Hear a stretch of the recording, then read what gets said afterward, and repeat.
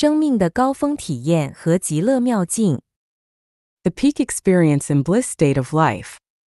Jiefeng. September 30th, 2011, translated by Treasure.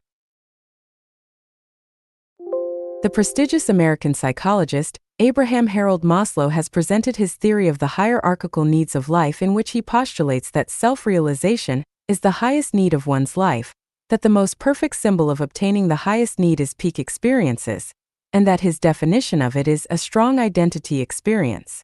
I will summarize the following 18 characteristics of its specific intention here. 1. That everything blends into one harmonious and integrated whole. 2. Becoming an integral part of nature by losing oneself and melting into it. 3. Being in the best state as when a river flows vigorously. 4. Being good at what one does and handling things with great facility.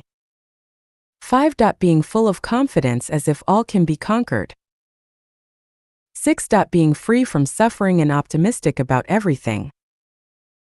7. Being as unsophisticated and pure as a newborn baby. 8. Being flexible and tactical and improvise at will. 9. Being unique by blooming one's own nature fully. 10. Being absorbed in the present. 11. Being unworldly and regarding spiritual pursuit as supreme. 12. Being in a state of perfection with abundant essence, chi, and spirit. 13. Being poetic and full of mysterious ecstasy. 14. Release one's energy completely and being clear, bright, and fresh, and as if all inner. 15. Feeling fresh, clear, and being free from hostility and hate within. 16. Being free from worldly affairs and at absolute peace. 17. Immersing oneself within the ecstasy of delight and feeling everything's amazement. 18. Being overjoyed and grateful for God's. How many people can enjoy the peak experience that is described above? I suppose very few. What does that wonderful state that obsesses you and makes you lose yourself and meld with the outside world feel like? Consider the following descriptions. I feel like I am in heaven. I have a vague sense of vertigo, that exciting warmth, fullness, wetness, and power. I feel extremely excited and out of breath. At the same time, my head becomes as light as a feather, as if I were dreaming with a vague, distant voice in a stagnant moment. Joy, pleasure, excitement, and thrill all make me madly joyous. I feel so terrific, seems in my body's best state. I feel as if I were awakening into a new life which had just begun at that moment. It felt wonderful, almost unbearable ecstasy for human being. Charming, blood-rushing, desperate, gone with the spirit, absolute excitement, wonderful, intoxicating, powerful, beauty beyond words. In some aspects, my libido awakens me and gives me a chance to transcend myself, awakening from the dense fog of daily life and being. I feel as if being away from my flesh, from my spirit, with no care for everything that matters to my daily self. My life stays here like the eternal, but all in one instant, tasting the sweetness and beauty of life, blending into each other mightily. An amazing feeling, my own self-existence in another dimension, floating and melting from the supporting point of my life. A sudden gush of roaring fire, strong, devouring, wonderful. A pleasant, refreshing, irresistible sensation, growing until it becomes a rapid, high-altitude, screaming rocket with blast-like pleasure appearing in my sexual organs and then radiating throughout my entire body while everything else has gone. My inside feels full of vitality. Its strength, wetness, heat, and intensity feel wonderful. For almost the complete time, all sorts of burning, wonderful sensations radiate from within my thighs as if everything around me has ceased to exist, and I am completely immersed in this wonderful feeling. Until now, I haven't found a more wonderful feeling in my entire life. The sensation is an utter immersion without willpower and disconnected from my mind. It conquers me completely and occupies my body. The best word to describe this physiological sensation, in terms of its destructive overall effect, is temerarious. The only physical feeling that I can equate it to would be some forms of stiffness and tension, and also the indistinguishable internal explosion of the parts of my sex organs. My body tightens gradually, my feeling reaches a steep peak of bliss, and then I reach an extremely joyous high plateau and let sharp screams out and slip across this feeling of bliss peak. Then my body convulses violently 5 or 6 times, sharply and intensely at first, then more bluntly, slowly, and gently. The descriptions above describe the peak experiences of reaching sexual climaxes. In his investigative report spanning 5 continents, Maslow stated that there are 2 methods for mankind to acquire peak experiences. One is sex, the other is music. Sex is the most common way to acquire those peak experiences. The supreme realm for Buddhist study is entering the Elysium world, and doing so means immersing into those peak experiences eternally. In order to enter the Elysium world, one must achieve an enlightened heart that is perceptive of nature, for Buddha is nature and nature is Buddha. Actually, mankind's sexual love experiences are comparatively low-level, and those peak experiences that are attained through them are short-lived. To attain eternal peak experiences, one must achieve self-harmony. That is to say, a life must possess both yin and yang and be completely free from the external sexual supplement, but remain in the state of oneness with yin and yang, just as the yin-yang fish shows in Taoism. Only that means entering into the Elysium world where one can experience the peak experiences of life. Then, how does one achieve self-harmony? This is an enormous, complex, and systematic project of self-refinement and self-improvement. What I do each day is to guide Chanyuan celestials to develop towards self-harmony. To recap briefly, in order to achieve self-harmony, you need to meet these 4 requirements. 1. You must de-weed your soul garden completely. 2. You must pay back all your debts from all of your past lives. 3. You must accumulate enough merits and virtues in heaven. 4. Your consciousness must ascend to the perfect state like a celestial being or Buddha. The building and living experiences of the new oasis for life are all for fulfilling the above tasks. I designed the new oasis for life carefully, including its locations and all the details of its planning and building. At present, all Chanyuan celestials who have taken part in building and experiencing the life in it can have joy, happiness, freedom, and blessings here. They will feel the peak experiences continuously and finally attain self-harmony in order to enter into the celestial island continent and enjoy eternal bliss. In fact, Buddha and Bodhisattva have already revealed the way to attain self-harmony and enjoy the peak experience of life and bliss long ago, as described in Heart Sutra. When Bodhisattva Avalokiteshvara, Lord who looks down with compassion, attained enlightenment through his profound wisdom, he realized that all forms, feelings, thoughts, behaviors, and cognitions are only illusions.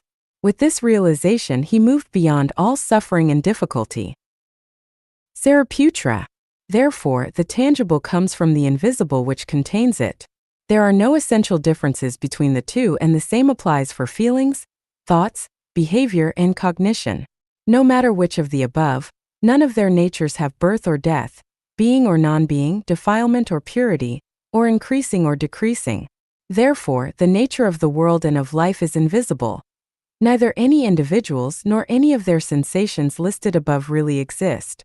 Thinking and our physical perceptions of seeing, hearing, smelling, tasting, and feeling mislead us into our illusions and apply questions to our cognitions about good versus evil, ego versus non-ego, wise versus unwise, life versus death, and attainment versus non-attainment of supreme dharma. All of these perceptions are only illusions.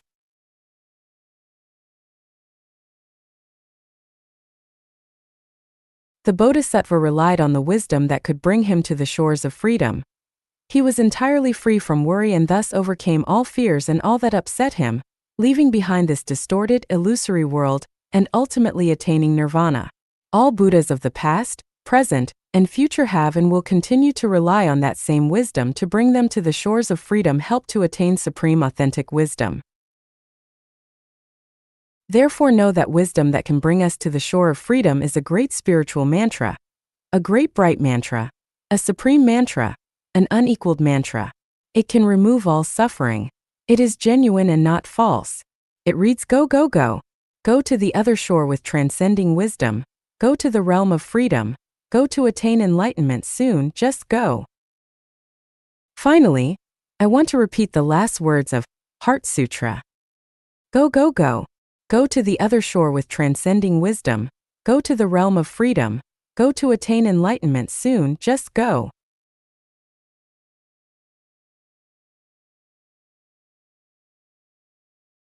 有关生命和生命轮回的8个小秘密。8 Secrets on Life and Samsara. Jiefeng. June 18, 2011, translated by Treasure. 1. The total number of lives is fixed. The total number of lives in the Earth universe is fixed and does not vary. This is to say that the total number of lives is fixed and that the only changes are from the phenomena of the reincarnation of lives. This is as with the fixed quantity of water on Earth. If there is a drought somewhere, it does not mean that it has decreased. If there is a flood somewhere else, it does not mean that it has increased. Leave a bowl of water in the sun until it evaporates completely. Has it died? Of course not, it has reincarnated. When clouds float in and rain falls from them, has more water been produced? Of course not, it has just reincarnated onto the Earth. Unless the whole system of the Earth changes, the total amount of water on it will never change. It will neither increase nor decrease, just reincarnate. It may reincarnate into icebergs, the sea, the earth, or clouds. Water runs in cycles like this for thousands of years. The number of people on the earth has increased, so does this mean that new lives have been born? Of course not. These so-called new lives are just reincarnated from other spaces into the earth. If the number of people on the earth increases, the number of animals may decrease. If that of animals increases, that of humans may decrease. If that of lives in hell decrease, that of lives in the animal world may increase. If the number of people on earth suddenly decreases dramatically for a period of time, where have those lives gone? Are they dead? Of course they have not disappeared. They may have gone to heaven, hell, the plant layer, or the animal world. In short, the amount of life in the earth universe remains the same, just as with the total amount of water on Earth. 2. The lower a life's level is, the greater its quantity is. The amount of insects is surely greater than that of birds, that of grass is surely greater than that of herbivores is surely greater than that of carnivores, that of non-humans is surely greater than that of humans, that of lives in hell is surely greater than that of lives in heaven, and that of human lives is surely greater than that of celestial beings. The question then becomes, why is the number of super-celestial beings in the celestial islands continent greater than that of humans on the earth? Is this a contradiction? Up to now, the number of super-celestial beings has been 30 billion, while that of humans has only risen to 7 billion. Does this phenomenon go against the law that the lower a life level is, the greater that level's amount of lives is? Actually, no. From a static point of view, the number of super-celestial beings is larger than that of humans, but from a dynamic point of view, the number of human beings is still larger. The number of super-celestial beings has not changed across hundreds of millions of years, but the total number of humans has been trillions during the same time period. Things, including lives, are valued according to their scarcity. Jesus Christ told us that the road taken by great numbers leads to destruction, lower life spaces, but that only a small number will take the way to life. From this perspective, when a person views things as the masses do, then they will go toward lower life spaces. When the masses go a certain way and you follow them and remain indifferent to the things that common people value, highly have any hope of ascending to higher life spaces. 3. Bad people must outnumber good people. According to the law of the amount of lower level life being greater than that of higher level life, it can be deduced that the number of evil people surely exceeds that of righteous people. This is also to say that the number of ignorant people is more than that of laities is more that of mortals is more than that of sages, and theirs is more than that of celestials. It is as in human society where the number of common workers exceeds that of business managers, That of managers exceeds that of city mayors, that of mayors exceeds that of provincial governors and ministers, and theirs is greater than that of national presidents and prime ministers. Any other arrangement would be chaotic and disorderly. 4. Life is easy to reincarnate into lower life spaces but hard to sublimate into higher life spaces. In human society, it is easier to commit crimes than to become role models and easier to become bad examples than good ones because it is easier to appease one's flesh than to sublimate their souls. People like to cater to the values of the masses which fall into the category of high quantity but low quality of life, so it is much easier to reincarnate towards lower life spaces, and many do that unconsciously. Therefore, when the masses believe that, when a boy grows up, he takes a wife and when a girl does so she finds a husband, it is a natural outlook on life and you can predict the results when you take it as your own. When you follow the masses who are making money and doing business with companies, the consequences of reincarnation can be foreseen, but when you follow those who practice Qigong to attain Buddhahood or become celestials, you will certainly achieve a very different result. The number of people who are going to higher level spaces is small. Ordinary people have inertia, are unwilling to accept new ideas, new thinking, and new values, and prefer traditions that they are unwilling to surrender, so it is hard for them to sublimate towards higher level spaces. 5. Leopards cannot change their spots. Peonies have shown their nature for thousands of years, as have lotuses, willows, cattle, and sheep. Without external forces or infiltration from different structures, material will not change. Without guidance from gods, Buddhas, celestials, demons, goblins, or monsters, we will always remain human. Therefore, in the process of reincarnation, we must approach those who have the consciousness of celestials, Buddhas, and gods. If we hear their teachings and practice them, then we will be blessed greatly. In the same way, if we follow people with elusive thinking, it will surely lead us astray. If you want to sublimate your life to higher level spaces, then you must never follow the words and deeds of like-minded people. A leopard cannot change its spots, and it is very difficult to change a person. Therefore, every stylite must remain awake. If there is no experience of being reborn, then their own life will be difficult to sublimate. 6. The direction of life is determined by our consciousness when we are dying. The direction of life is determined by people's consciousness at the moment when they retire from this world. We know that the essence of life is determined by its non-material structure, which is mainly shaped by its type of consciousness, its non-material structure, and its life state. Therefore, if someone attains the consciousness of an animal at the very moment when they leave the world, then they must go to the animal world after they die, but if they attain the consciousness of a celestial being when they leave the world, then they must go to fairyland, and so on. A question arises here. If one maintains a human consciousness throughout their life, can they suddenly attain Buddha's consciousness and go to the Pure Land at the moment of their physical departure? The answer is no. There is no possibility of a qualitative change without an accumulation of smaller quantitative changes, nor can anyone overcome the gravity of their life. Additionally, human consciousnesses develop toward the places where their treasures lie. If they lack any accumulation of treasures in heaven, it will be impossible for them to attain the quality of life in heaven without having their treasure there. Where our treasures lie, so too will our hearts be, and there we will find our futures. 7. The imprinting of life's reincarnation.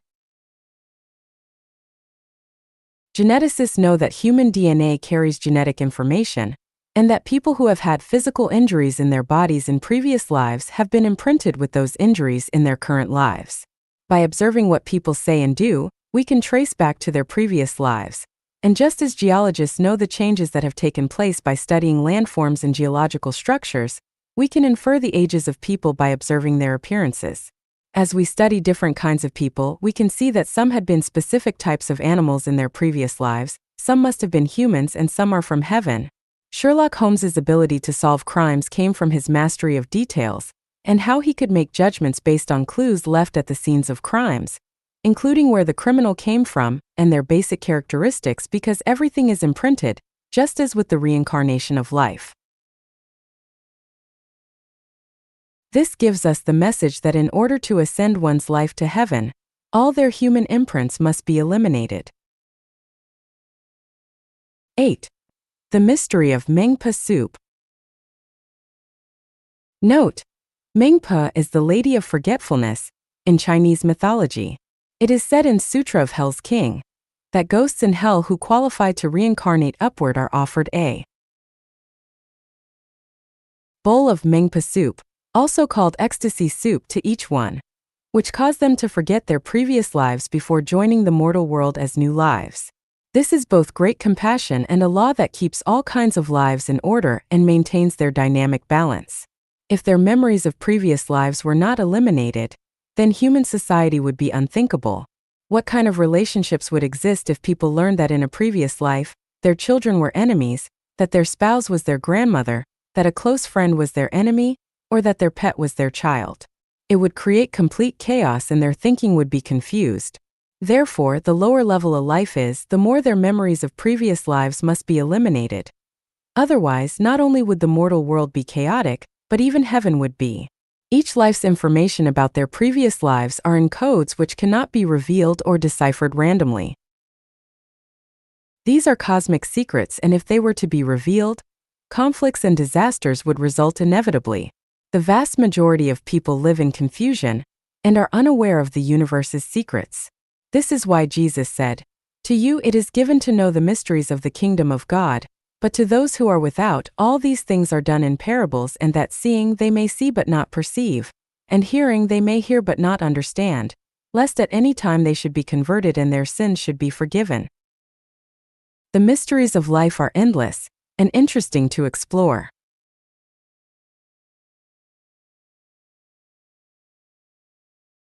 投胎与堕胎 Reincarnation and Abortion. Jiefeng. July 8, 2011. Translated by Tongxin. What is a fetus? In Chinese, the word translates to a house that is built over a period of about 1 month. Note: fetus is written in Chinese as tai. The left part means month and the right part means pavilion. Zygotes are less than 1 month old and embryos are less than 2 months old and neither can be called fetuses. Rather, they are only fertilized eggs. Is an unfertilized egg a life? Of course not.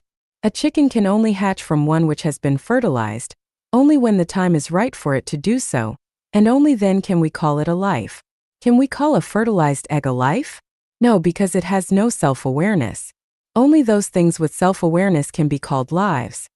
Otherwise, man-made mechanical devices such as trains and cars would qualify as such.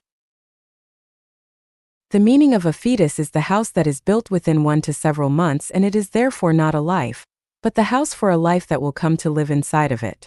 On the matter of reincarnation, it is the spiritual entity, namely the soul of a life, that enters into the house which is built for it. It is only when this soul of a life enters into a fetus that it becomes a life. When does the soul of a life reincarnate?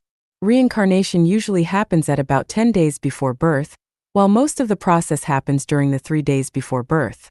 Many cases from examples from throughout history in different cultures prove this. The conclusion leads us to believe that fetuses in wombs can be called lives from only about 10 days before their births, otherwise they are not lives, but houses waiting for new lives to enter. Christianity and Buddhism regard abortions as sins because they kill lives. Such views are wrong because they do not reflect the facts. If we take a fertilized egg or a fetus as a life, then the concepts of heaven, hell, and reincarnation cannot exist because many new lives are born, many old ones die continuously, and one could only live for one life as a human, and this is clearly not true.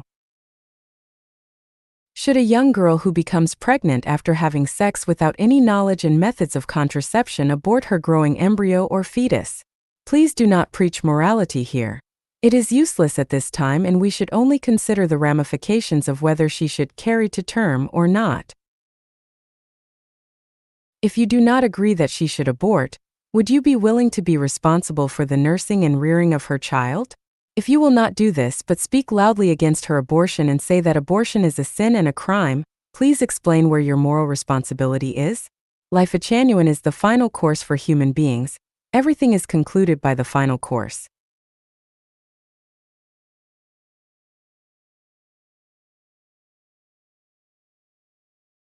清扫生命通道 Clear the passage of life. Jiefeng. August 14, 2017, translated by Fengxing.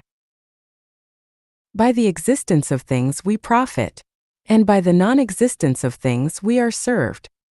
For something to be useful, it must be empty. Water can only flow freely through pipelines that are empty. If they are not empty, its flow will be restricted.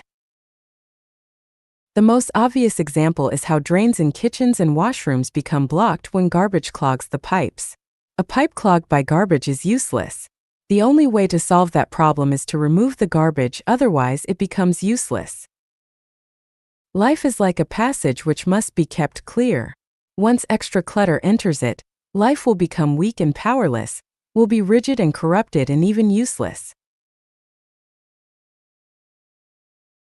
When I study life and contrast a life that is bound for heaven with the one that is going to hell, I find that the passage of heaven-bound lives is clear, whereas the ones of hell-bound lives are filled with extra clutter and are badly blocked.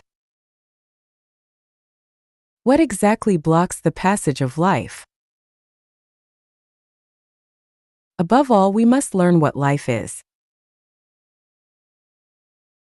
Life is a non-material structure with spirituality, which shows its character mainly through the consciousness, also called the soul. Actually, life, soul, and consciousness are the same thing. In order to talk about it more conveniently and clearly, I substitute consciousness for life, and when I speak of consciousness, I really mean life. Life's passage is blocked right by clutter in the consciousness. Let us examine the types of things that clutter our consciousness. 1. Joy, anger, sorrow, happiness, grief, fear, and fright do it. 2. Property, money, reputation, status, and power do it. 3. Tao, virtue, benevolence, righteousness, courtesy, and faith do it. 4. Relatives, families, nationalities, groups, political parties, religions, and nations do it. 5. Faith, ideals, successes, proposals, and targets do it. 6. All of our knowledge, education, and experience does it. 7. All the views which have been formed about life, values, life, and the universe do it. 8. Ideas from traditions and religions do it. Everything listed above are obstacles that block the passage of life. Now let us look at the teachings of Laozi, Sakyamuni, and Jesus. The core of Laozi's teachings is nothingness, returning to being a baby. Sakyamuni's teachings focus on being empty. One's mind should not abide in form, sound, smell, taste, touch, or dharma. Your mind should not abide in anything. The core of Jesus's teachings is, you should be converted and become one as little child. The teachings of Celestial Buddha and God focus on one point, that is clearing the passage of life. Why should we clean life to keep it flowing smoothly? The answer is obvious. When a water pipe is blocked, it is useless. When a bedroom is stuffed, no one can occupy it. When the passage of life is blocked, life will lack of nimbus and will slip down toward hell, so it is necessary to clear the passage of life. With respect to real life, the more possessions that one owns, the more trouble, worries, fright, and the less freedom, elegance, and flexibility they have. The more that clutters their consciousness, the more rigid, possessive, stubborn, and conservative they become, the more they dare not to take one step beyond the limit. A life like this actually becomes more miserable, tiring, and tragical. Einstein once said that what prevented him from thinking was the education he had received. I can tell you that what prevents one from achieving happiness, joy, freedom, and blessing comes from what they have possessed in their consciousness. And what prevents mankind from achieving peace, happiness, and sustained prosperity is exact what they hold fast to. I understand fully the broad way to heaven and how a person achieves a happy life, and I know clearly how mankind can avoid man-made and natural disasters and how to realize a sustainable development, but more importantly, I know how a life can arrive in heaven. However, few believe my words because people's passages of life are too cluttered. Accordingly, if one wants a better life and wants to arrive in heaven, they must clear their own